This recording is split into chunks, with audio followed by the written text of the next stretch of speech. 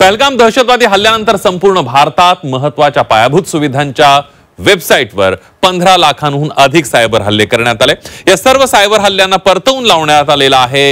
युद्धात भारतानं धूळ चारल्यानंतर पाकिस्तान आता सायबर कुरापती करताना दिसतोय। बघूया।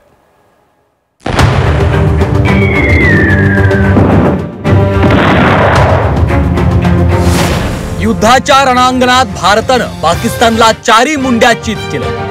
कुरापतखोर पाकला भारतीय सैन्यानं चोख प्रत्युत्तर दिलंय। त्यामुळे मैदानात धारातीर्थी पडलेल्या पाकनं आता सायबर कुरापती करायला सुरुवात केली आहे। पहलगामच्या दहशतवादी हल्ल्यानंतर संपूर्ण भारतात महत्त्वाच्या पायाभूत सुविधांच्या वेबसाईट्सवर 15 लाखांपेक्षा अधिक सायबर हल्ले करण्यात आले। यासाठी जबाबदार असलेल्या 7 ॲडव्हान्स पर्सिस्टंट थ्रेट गटांची ओळख महाराष्ट्र सायबरनं करून दिली। महाराष्ट्र सायबरच्या एका वरिष्ठ अधिकाऱ्यानं हॅकर्सच्या दाव्यांचं खंडन केलं। सबसे पहली बात है, stay inform from trusted sources. सिर्फ ट्रस्टेड सोर्सेस पर ही सिटीजन्स को बिलीव करना चाहिए। जैसे कि महाराष्ट्र साइबर ने अगर कोई क्लेम किया है या कोई इंफॉर्मेशन दी है तो महाराष्ट्र साइबर के जो ऑफिशियल ट्विटर हैंडल्स हैं, जो हमारे ऑफिशियल इंस्टाग्राम हैंडल्स हैं, वहां जाइए। पीआईबी जो है हमारी प्रेस इंफॉर्मेशन ब्यूरो अपने ऑफिशियल हैंडल से फेक नैरेटिव्स के बारे में लगातार इंफॉर्मेशन दे रही है। इसके अलावा stay alert to security alerts. बीच बीच में हम अलर्ट्स देते हैं, जैसे कि हम ये प्रेस कॉन्फ्रेंस कर रहे हैं, इसमें हम बहुत सारे सिक्योरिटी अलर्ट्स दे रहे हैं। इसके बारे में जनता को, सिटीजन्स को जरूर ध्यान देना चाहिए। फिर इंश्योर इमरजेंसी प्रिपेयर्डनेस।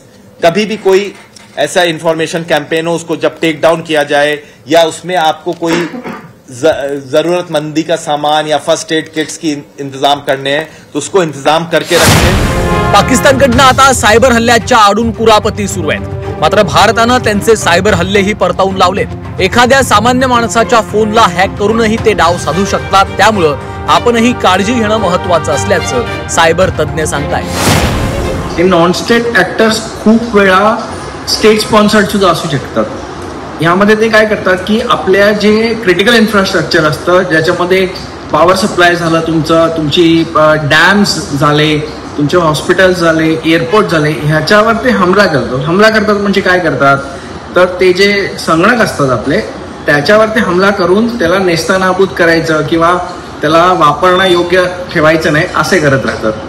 ह्यासाठी ते तुमचा आमचा मोबाईल फोन सुद्धा वापरू शकतात। म्हणजे काय, ते तुम्हाला एखादा फाईल पाठवतील SMS वर किंवा व्हॉट्सॲपवर किंवा ईमेलवरती, आणि ती जेव्हा तुम्ही क्लिक करता तेव्हा तुमचा मोबाईल फोन किंवा तुमचा जो संगणक आहे किंवा लॅपटॉप आहे तो त्यांचा एक वेपन डागणारा हत्यार बनू नये म्हणून काळजी घ्यावी। कुठलाही अननोन SMS असेल, त्याच्यामध्ये कुठलाही लिंक आला असेल त्याला क्लिक करू नका। कधी जर असं काही क्लिक झालं आणि तुमचा मोबाईल जर फॉर्मॅट वगैरे झाला तर त्याला फॅक्टरी रिसेट करून टाका। पाकिस्ताननं आधी कुरापती करून भारतावर हल्ला करण्याची चूक केली। त्याला भारतानं तोडीस तोड उत्तर दिल्यानंतर पाकनं नांग्या टाकून पळ काढला। त्यामुळे आता सायबरच्या माध्यमातून कुरघोडी करण्याचा प्रयत्न पाक करून सुरू आहे। मात्र त्यांचे सायबर हल्लेही परतवून लावण्यात भारताला यश आलंय। ब्युरो रिपोर्ट, झी 24 तास।